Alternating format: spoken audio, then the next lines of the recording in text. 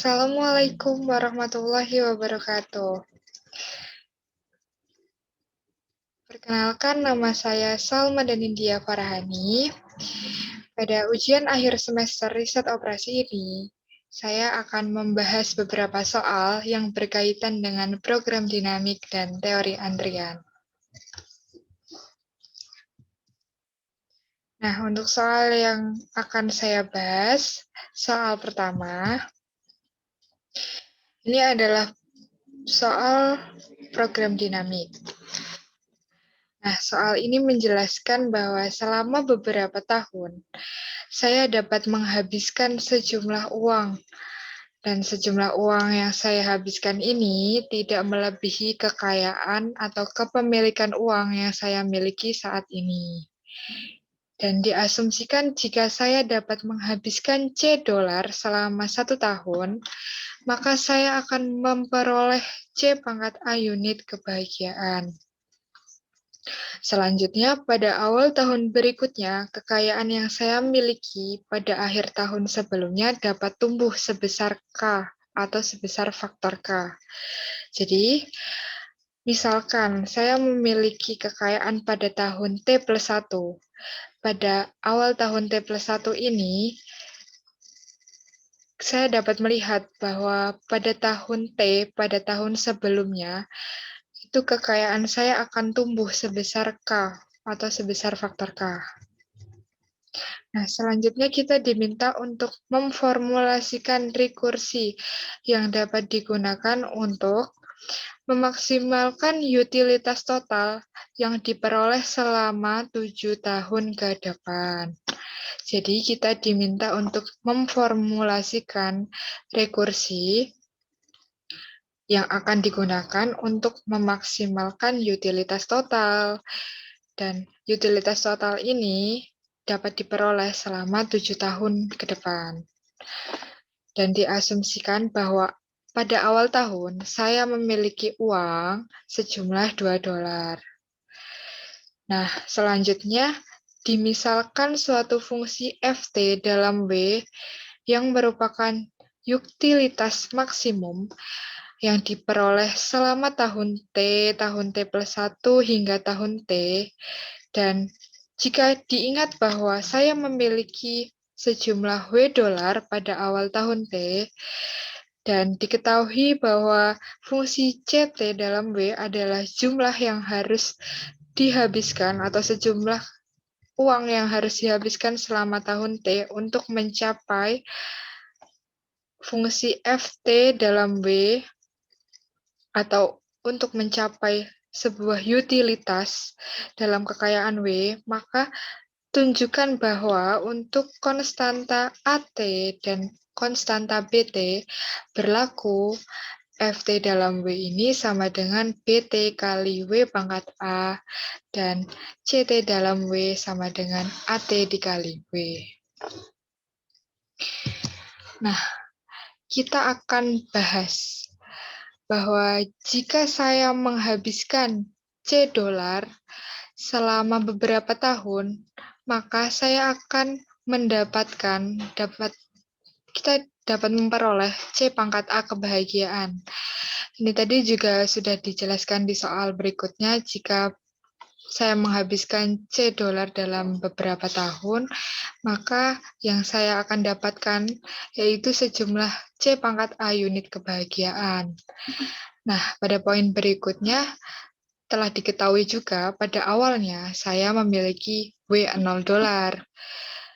Dan poin selanjutnya, pada awal tahun berikutnya, kekayaan yang saya miliki pada akhir tahun sebelumnya akan tumbuh sebesar K. Nah, tadi sudah saya jelaskan bahwa pada akhir tahun T, itu kekayaan saya akan tumbuh sebesar faktor K gitu.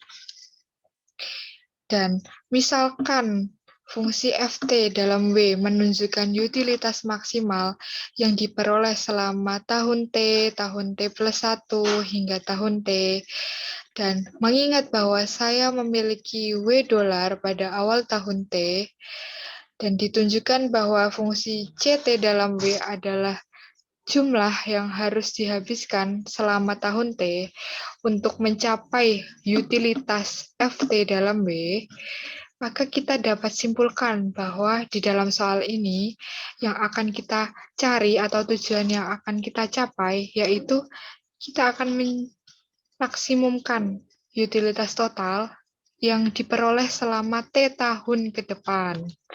Jadi, tujuan kita ini untuk memaksimalkan utilitas total yang kita peroleh selama T tahun ke depan. Dan sebelum kita mencapai tujuan itu, kita mempertimbangkan dulu beberapa aspek. Dari yang diketahui dalam soal tadi, kita punya beberapa aspek. Nah, beberapa aspek ini akan saya jelaskan. Aspek pertama, tadi telah diketahui bahwa selama beberapa tahun saya akan menghabiskan sejumlah uang yang tidak melebihi kekayaan yang saya miliki. Sehingga dapat dirumuskan fungsi CT dalam W kurang dari sama dengan W. Jadi, fungsi CT dalam W ini kan tadi menunjukkan sejumlah uang yang akan saya habiskan dalam tahun T. Nah, sejumlah uang yang akan saya habiskan ini tidak boleh melebihi jumlah kekayaan yang saya miliki saat ini. Jadi, yang sejumlah uang yang akan saya habiskan ini punya batasan. Batasnya itu tidak boleh melebihi dari kekayaan yang saya punya. Kekayaan yang saya punya ini dilambangkan dengan notasi W. Sehingga dapat dirumuskan bahwa CT dalam W kurang dari sama dengan W. Dan pada poin kedua, jika selama T tahun saya menghabiskan CT W dolar, jika selama T tahun saya menghabiskan sejumlah uang CTW dolar. Nah, saya akan memperoleh kebahagiaan atau memperoleh unit kebahagiaan sebesar CTW pangkat A. Nah, untuk poin selanjutnya ini, tadi telah dijelaskan bahwa pada awal tahun T plus 1, kekayaan yang saya miliki pada akhir tahun sebelumnya, pada akhir tahun T, akan tumbuh sebesar faktor K. Jadi, tadi kan sudah dijelaskan bahwa kekayaan yang saya miliki pada akhir tahun T atau pada akhir sebelumnya akan tumbuh sebesar faktor K. Dan ini dapat dipandang pada awal tahun T plus 1. Sehingga WT plus 1 atau kekayaan yang saya miliki pada tahun T plus 1 ini dapat dijabarkan sebagai perkalian faktor K dikali dengan W dikurangi CT dalam W dikali dengan kekayaan W dikurangi CT atau sejumlah uang yang saya keluarkan atau saya habiskan pada tahun T atau pada tahun sebelumnya tadi. Nah, WT plus 1 ini menyatakan kekayaan yang dia punyai pada tahun berikutnya. Dan akhirnya kita dapat memperoleh fungsi FTW yang menyatakan utilitas total sama dengan maksimum dari unit kebahagiaan yang kita dapatkan tadi, CT dalam W pangkat A, ditambah dengan utilitas pada tahun berikutnya, yaitu FT plus 1 dikali dengan faktor K, dikali dengan W dikurangi CT dalam W. Nah, ini menyatakan utilitas total maksimum yang akan kita dapatkan. Nah, selanjutnya karena pada awal tadi saya memiliki W0 dolar, maka dapat digunakan persamaan FT dalam W ini untuk perhitungan mundur, sehingga kita dapatkan F1 di dalam W0 untuk memformulasikan masalah ini. Nah, selanjutnya, sebelumnya telah kita ketahui bahwa dimisalkan FTW adalah total utilitas maksimal yang kita dapatkan selama tahun T plus 1 hingga tahun T, dan mengingat bahwa saya memiliki W dolar pada awal tahun T, dan diingat pula CT dalam W merupakan jumlah yang harus dihabiskan selama tahun T untuk mencapai utilitas FT dalam W, sehingga kita memperoleh rumus utilitas FT dalam W tadi, yaitu maksimal dari unit kebahagiaan ditambah utilitas tadi. Nah, FTW yang kita dapatkan ini, kita dapat memperhatikannya dengan CT di dalam W dikurang dari sama dengan W.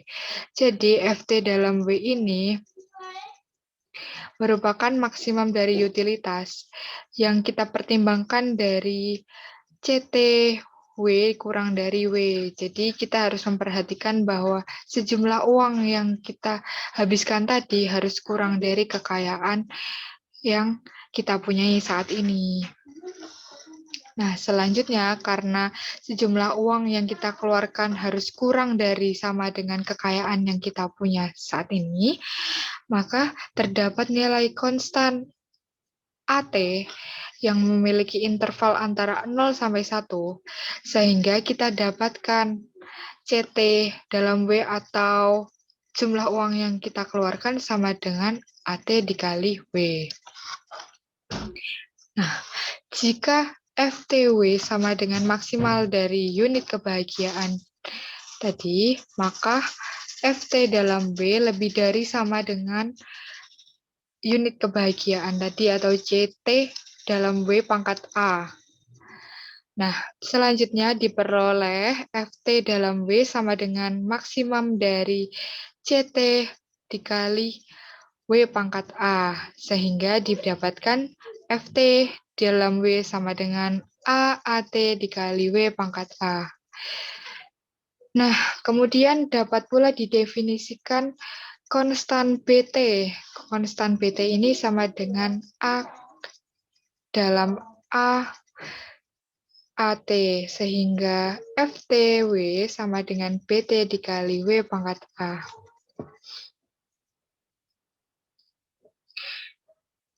Nah, karena CT dalam W merupakan jumlah yang harus dihabiskan selama tahun T untuk mencapai utilitas FT, maka itu menjadi bagian dari total kekayaan yang dimiliki pada awal tahun. Jadi itu menjadi bagian dari total kekayaan yang saya miliki pada awal tahun T.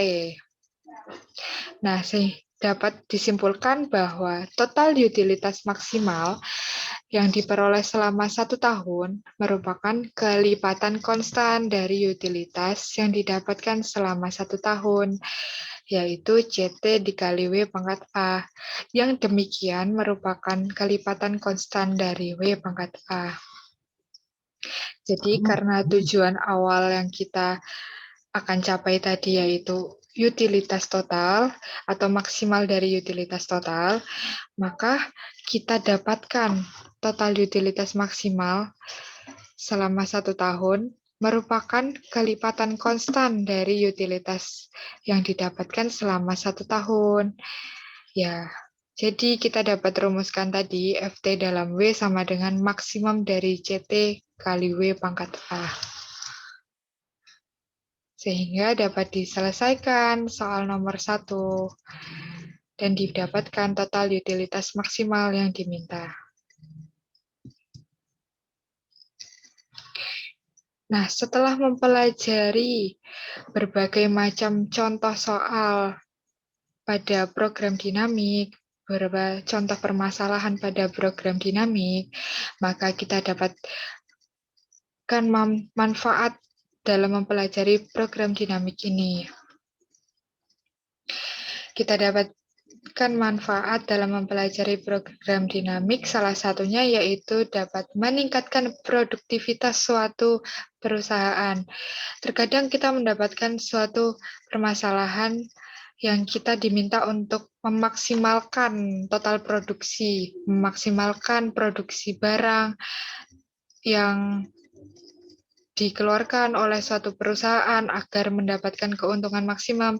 Nah, setelah mempelajari program dinamik ini, kita dapat menyelesaikan masalah tersebut dan kita dapat menyelesaikan suatu permasalahan produksi sehingga kita dapat memaksimumkan produksi dan kita mendapatkan keuntungan maksimum dari maksimum produktivitas perusahaan tadi. Dari total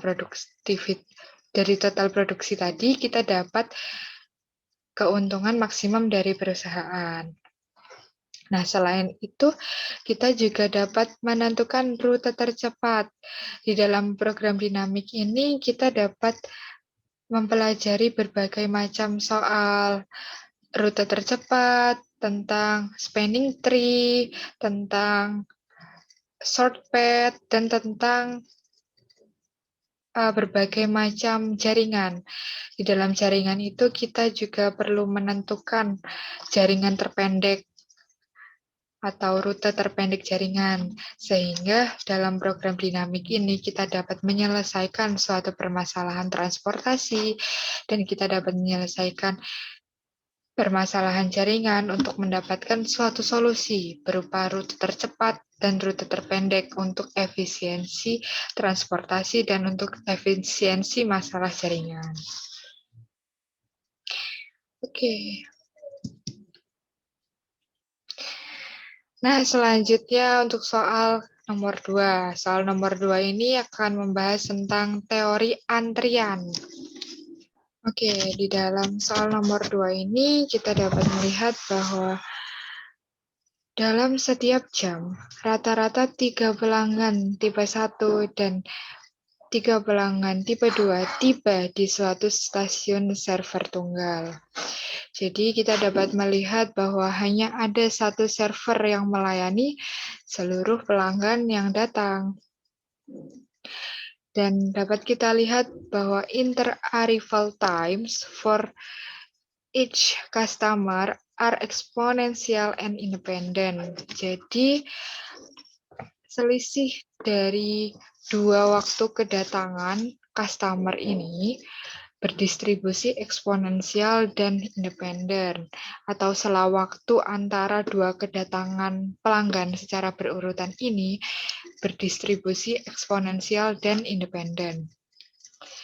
Dapat kita lihat bahwa average service time atau rata-rata dari waktu pelayanan pelanggan tipe 1 adalah 6 menit. Sedangkan rata-rata waktu pelayanan untuk pelanggan tipe 2 adalah 3 menit. Jadi rata-rata waktu pelayanan pelanggan tipe 1 ini lebih lama daripada rata-rata waktu pelayanannya pelanggan tipe 2. Dan kita asumsikan bahwa dalam waktu pelayanan ini berdistribusi eksponensial. Nah, selanjutnya di dalam sistem antrian ini memenuhi 3 susunan.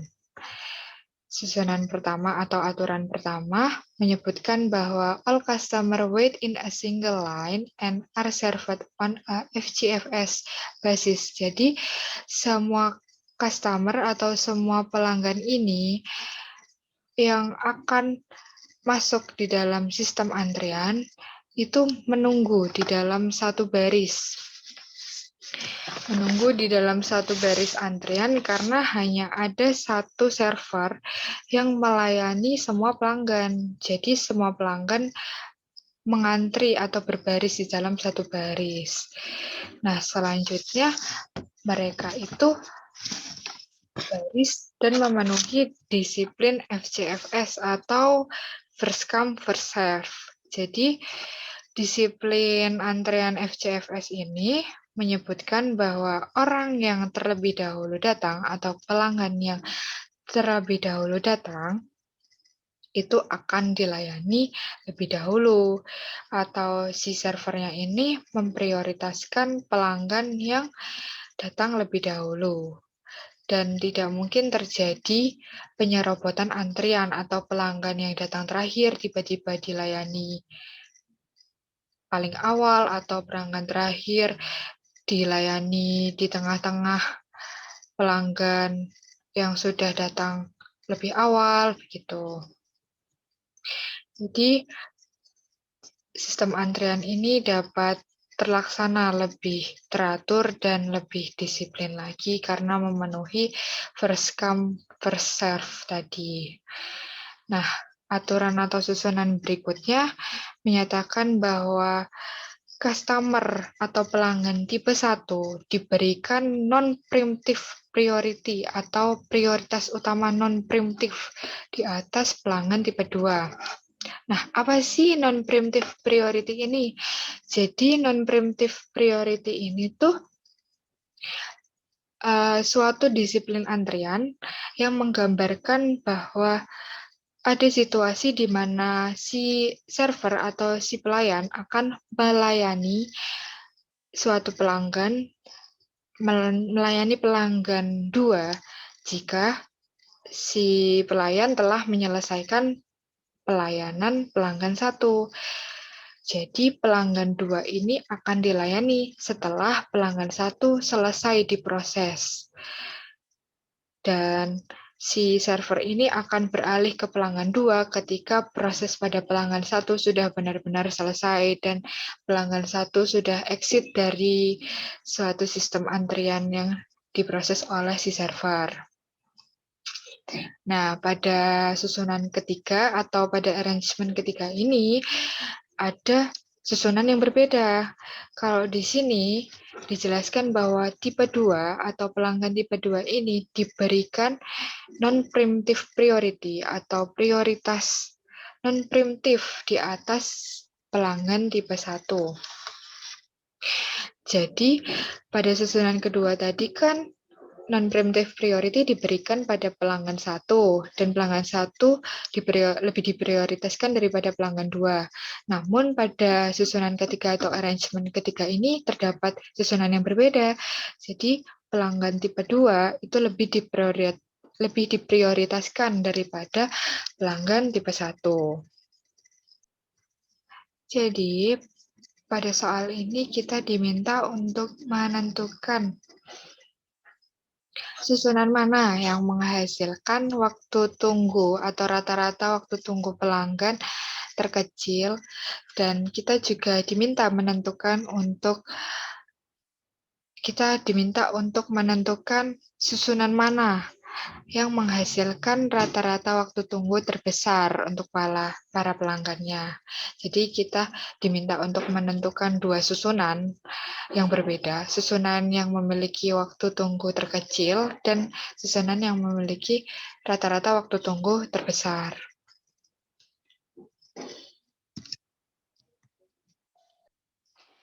Oke, jadi pada soal tersebut kita dapat menggambarkan ilustrasi struktur antrian dari single channel atau single server. Nah, karena pada soal tersebut hanya ada satu server yang melayani seluruh pelanggan yang datang pada serving sistemnya, maka kita dapat tunjukkan pada gambar jikalau serving system yang memenuhi soal tadi itu hanya ada satu server saja yang melayani semua pelanggan.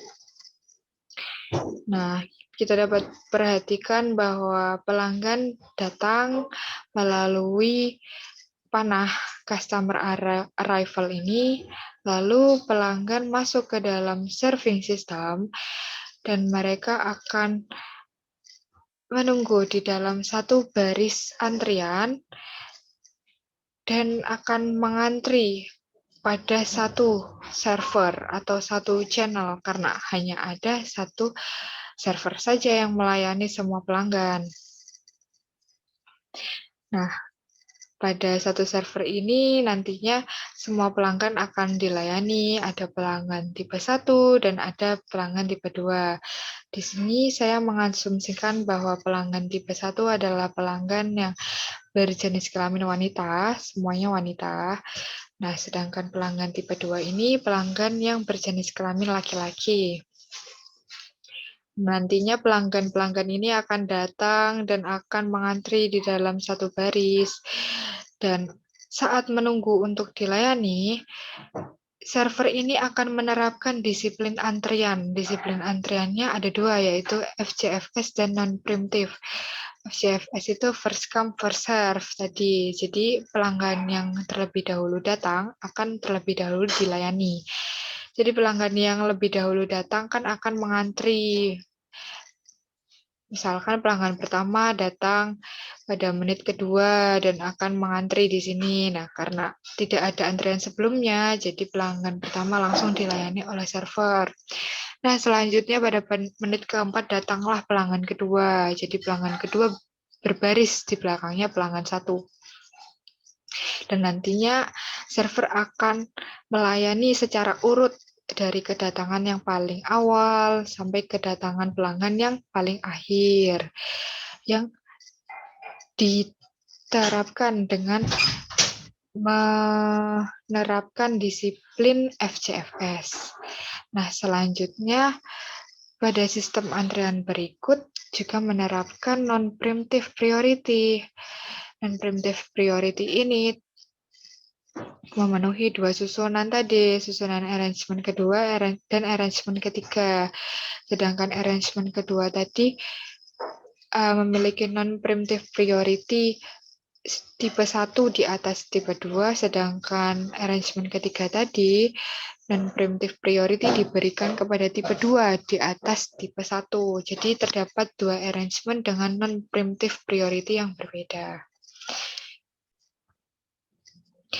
Oke, setelah dijelaskan ilustrasi struktur antrian single channel ini, pada slide selanjutnya saya akan menjelaskan tentang struktur antrian yang memenuhi arrangement kedua. Jadi saya akan menjelaskan atau menggambarkan ilustrasi dari maksud arrangement kedua yang diketahui pada soal.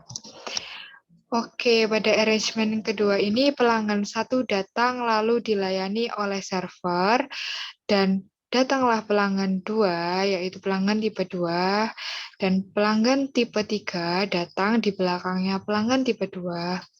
Kemudian saat pelanggan tipe 1 dilayani oleh server, maka pelanggan kedua menunggu di belakang dari pelanggan 1, dan pelanggan 3 menunggu di belakang pelanggan 2.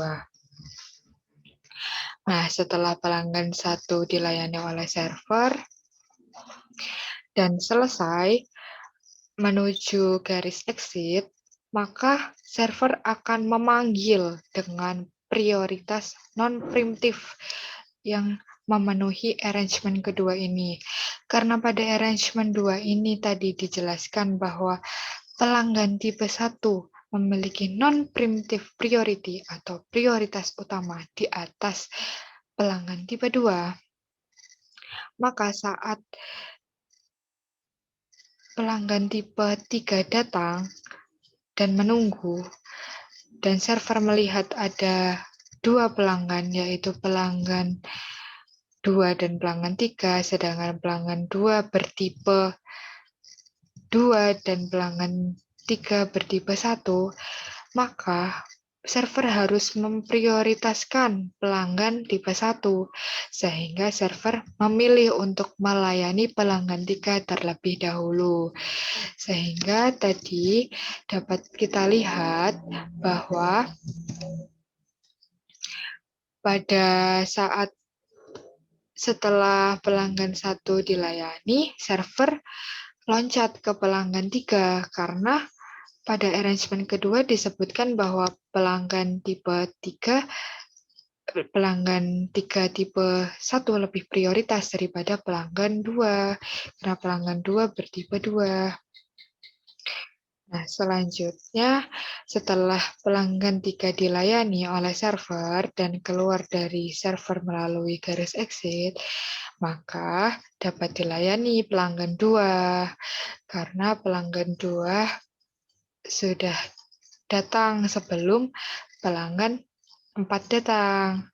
Walaupun pelanggan 2 dan pelanggan 4 sama-sama bertipe 2. Karena sistem antrian ini memenuhi disiplin FCFS atau yang datang terlebih dahulu mendapatkan pelayanan lebih awal, maka server memilih pelanggan 2 dilayani terlebih dahulu sebelum pelanggan 4 dilayani. Jadi, pada arrangement 2 ini, urutan pelanggan yang dilayani ini pelanggan 1, pelanggan 3, lalu pelanggan 2, dan disusul oleh pelanggan 4 yang dilayani paling akhir karena memiliki kedatangan atau waktu kedatangan paling akhir.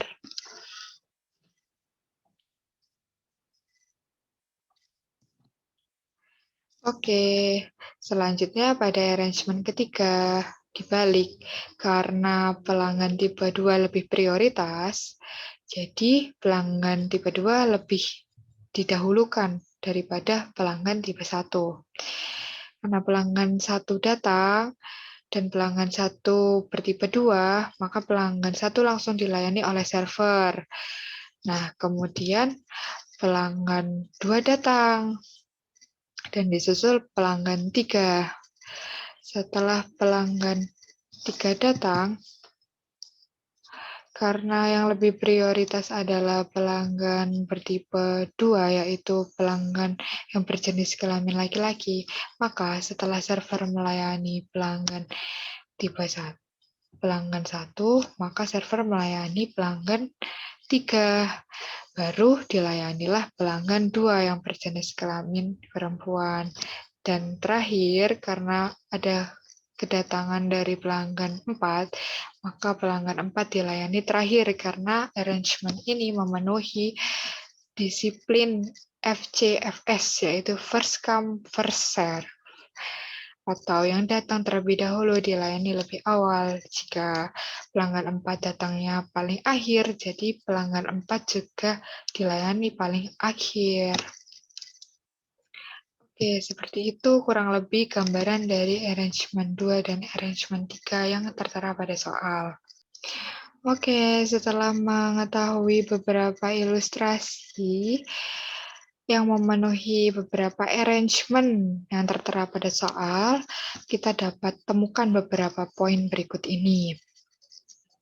Jadi, di dalam sistem antrian non-preemptif, perusahaan memberikan layanan berkelanjutan kepada pelanggan. Jadi, di dalam sistem antrian non-preemptif ini, perusahaan memberikan layanan berkelanjutan secara berurutan dari pelanggan 1 ke pelanggan 2, pelanggan 3 menurut prioritas non-preemptif. Nah, setelah menyelesaikan setiap layanan, layanan berikutnya diprioritaskan kepada tipe pelanggan yang berjumlah paling sedikit. Nah, setelah kita ketahui sebelumnya, jika pelanggan tipe 1 dan pelanggan tipe 2 sama-sama berjumlah 3 pelanggan atau jumlah pelanggannya sama, yaitu 3 pelanggan. Nah, oleh karena itu, maka kita dapat pilih prioritasnya. Maka dipilihlah tipe pelanggan yang diprioritaskan dengan rata-rata waktu pelayanan terkecil. Jadi diprioritaskan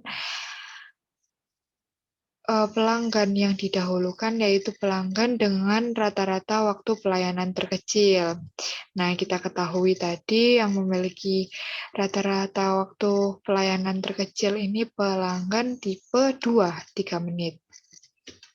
Ini dijelaskan pada poin berikutnya. Dalam hal ini, rata-rata untuk pelanggan tipe 2 adalah 3 menit, dan rata-rata waktu pelayanan untuk pelanggan tipe 1 adalah 6 menit.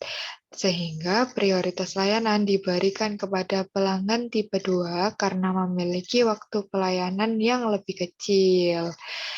Nah, karena tadi dalam soal kita diminta menentukan rata-rata waktu tunggu per pelanggan yang terkecil, rata-rata waktu tunggu yang terkecil, maka kita dapat menemukan Rata-rata waktu tunggu terkecilnya ini ditemukan pada susunan 3. Susunan 3 ini adalah susunan di mana pelanggan tipe 2 diberikan prioritas non-preemptif atas pelanggan 1, karena tadi pelanggan tipe 2 ini memiliki waktu pelayanan lebih singkat daripada pelanggan tipe 1. Nah, untuk pertanyaan selanjutnya, pertanyaan rata-rata waktu tunggu per pelanggan terbesar. Nah, rata-rata waktu per pelanggan terbesar ini akan dihasilkan oleh susunan yang mana sih? Oleh susunan kedua. Karena tadi susunan kedua menjelaskan bahwa pelanggan tipe 1 diberikan prioritas non-preemptif di atas pelanggan tipe 2. Karena telah diketahui bahwa rata-rata waktu layanan untuk pelanggan tipe 1 lebih tinggi atau waktu pelayanannya pelanggan tipe 1 ini lebih lama dibandingkan pelanggan tipe 2, sehingga rata-rata waktu tunggunya itu yang paling besar saat susunan kedua, yaitu saat si server memprioritaskan pelanggan tipe 1 di atas pelanggan tipe 2. Nah, seperti itu penjelasan dari soal nomor 2, soal tentang teori antrian.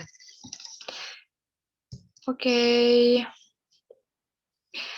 setelah kita mempelajari teori antrian atau berbagai permasalahan yang berkaitan dengan teori antrian, kita dapat beberapa manfaat dalam mempelajari teori antrian ini. Nah, beberapa manfaatnya itu salah satunya manajemen sistem antrian ini dapat meningkatkan efisiensi operasional dan produktivitas staf atau server. Nah, karena kita ketahui bahwa jika suatu perusahaan itu dapat mengelola sistem antrian dengan baik, maka sistem kedatangan dapat lebih terarah, lebih terjadwal, lebih teratur, dan pelanggan tidak perlu menunggu lama antrian atau tidak perlu menghabiskan waktunya berlama-lama untuk mengantri, sehingga kita lebih efisien lagi dalam mengelola kedatangan pelanggan dan kita dapat mempersingkat waktu tunggu pelanggan yang mengakibatkan peningkatan jumlah pelanggan yang dapat dilayani. Dan jika kita dapat mengelola sistem antrian dengan baik, maka kita dapat mengelola kedatangan pelanggan, kita dapat mengelola lebih singkat waktu tunggu pelanggan, sehingga kita lebih efisien lagi dan dapat menjangkau lebih banyak pelanggan di dalam satu waktu. Dan manfaat selanjutnya, jika kita dapat mengelola antrian dengan baik, kita dapat meningkatkan loyalitas pelanggan. Loyalitas itu apa sih? Loyalitas itu adalah kepercayaan yang diberikan pelanggan terhadap kita, dan jika pelanggan sudah memiliki loyalitas terhadap perusahaan kita, maka pelanggan akan melakukan repeat order atau akan mengunjungi lagi perusahaan kita atau akan membeli lagi produk kita karena mendapatkan kenyamanan dalam pelayanan di perusahaan kita. Jika kita dapat mengelola sistem antrian perusahaan kita dengan baik, maka pelanggan akan mendapatkan kenyamanan karena tidak perlu menunggu lama-lama saat ingin mendapatkan pelayanan di perusahaan kita. Maka pelanggan akan merasa nyaman dan akan mengulanginya lagi, akan mendatangi perusahaan kita lagi, dan akan bekerja sama lagi dengan perusahaan kita. Oke. Sekian dari pembahasan soal yang berkaitan dengan program dinamik dan teori antrian. Dan dari berbagai permasalahan program dinamik dan teori antrian tersebut, kita juga dapat manfaat yang banyak di dalam mempelajari teori antrian, dan program dinamiknya. Oke, sekian pembahasan beberapa soal yang berkaitan dengan program dinamik dan berkaitan dengan teori antrian, serta kita mendapatkan manfaat dari mempelajari program dinamik dan teori antrian. Oke, sekian dari saya. Terima kasih atas perhatiannya. Wassalamualaikum warahmatullahi wabarakatuh.